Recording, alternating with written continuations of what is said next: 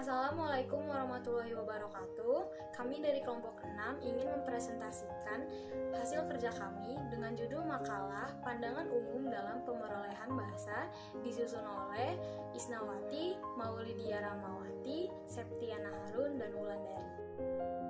Pemerolehan bahasa adalah proses manusia mendapatkan kemampuan untuk menangkap, menghasilkan, dan menggunakan kata untuk pemahaman dan komunikasi.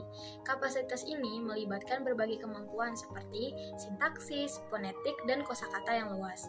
Bahasa yang diperoleh bisa berupa vokal seperti pada bahasa lisan atau manual seperti pada bahasa isyarat.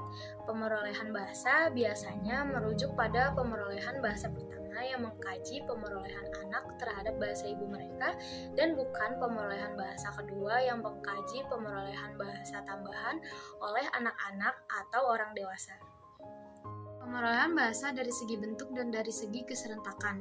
Pemerolehan bahasa jika ditinjau dari segi bentuk adalah A. Pemerolehan bahasa pertama atau first language acquisition, B. Pemerolehan bahasa kedua atau second language acquisition, dan C. Pemerolehan bahasa ulang atau reacquisition.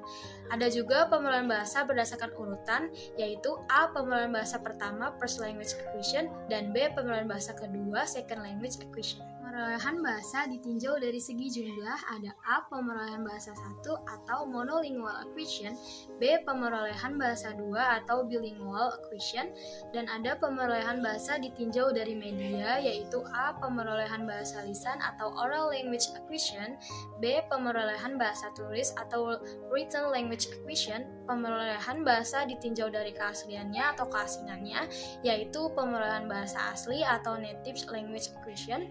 Apabila ditinjau dari segi keserentakan atau berurutan, pemerolehan bahasa oleh seorang anak dapat terjadi dalam dua cara, yaitu pemerolehan dua bahasa serentak, simultaneous acquisition, dan B. Pemerolehan dua bahasa berurutan. Teori pemerolehan belajar. Yang pertama ada teori Bevorisme. Teori ini menurut Harrington 1998, Hussein et al. 1984, Mox et al.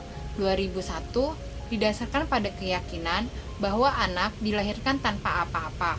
Oleh karena itu, memerlukan proses pembelajaran yang dilaksanakan melalui peniruan, pemodelan, atau penguatan pembelajaran.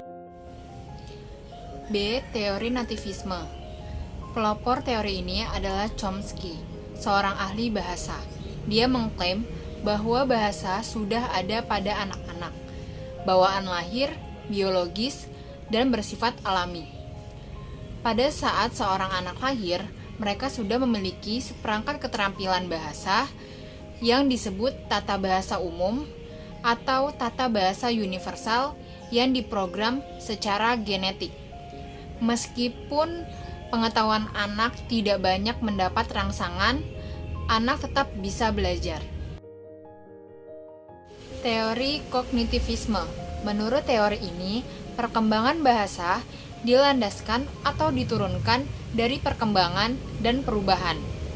Dapat dikemukakan bahwa pendekatan kognitif menjelaskan bahwa pertama, dalam belajar bahasa, bagaimana kita berpikir. Yang kedua, belajar terjadi dan kegiatan mental internal dalam diri kita.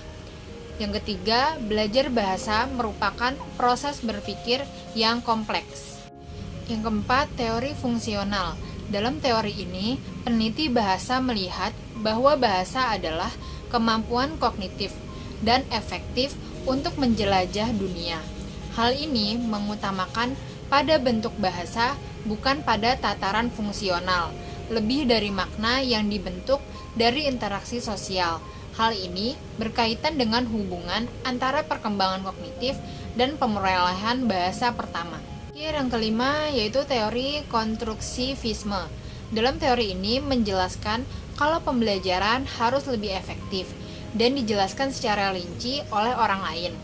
Dalam teori ini juga, guru mempunyai peran penting agar pembelajaran menarik dan dapat memotivasi pelajar dalam meningkatkan keaktifan dan kemampuan membuat konsep, skema-skema, nilai, serta pemecahan masalah. Pandangan pemerolehan bahasa, di mana Pada periode ini, seorang individu mendapatkan kosakata atau kosakata baru secara tidak sengaja.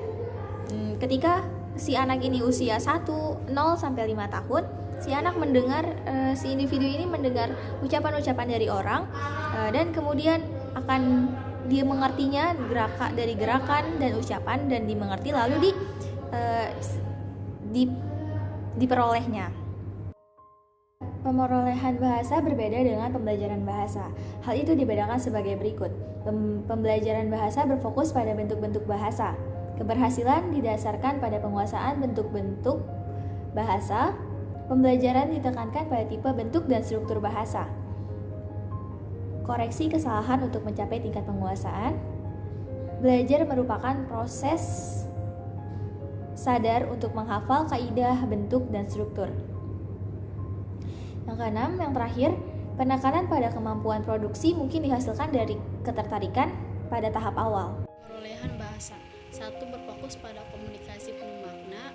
2. Keberhasilan didasarkan pada penggunaan bahasa untuk melaksanakan sesuatu. 3. Materi ditekankan pada ide dan minat anak, aktivitas berpusat pada anak. 4. Kesalahan merupakan hal yang wajar.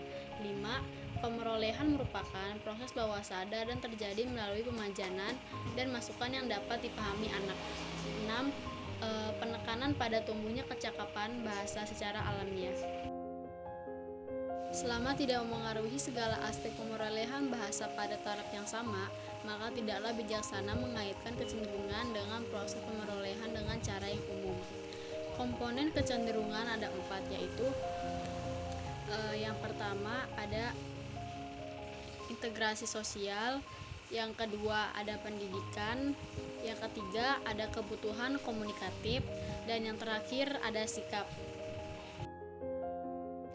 Kesimpulan dari makalah kami adalah bahasa dari segi bentuk dan dari segi keserentakan jenis-jenis pemerolehan bahasa. Jenis-jenis pemerolehan bahasa dapat ditinjau dari berbagai sudut pandang, yaitu bentuk, urutan, jumlah, media, dan keasliannya. Pemerolehan bahasa ditinjau dari segi keaslian atau keasingan. Pemerolehan bahasa asli atau terdapat beberapa istilah pemerolehan bahasa dari segi bentuk, urutan, dan keaslian, tetapi dalam pengertian hampir sama. Mungkin hanya itu saja pengertian dari makalah kami, kurang lebihnya mohon maaf. Wassalamualaikum warahmatullahi wabarakatuh.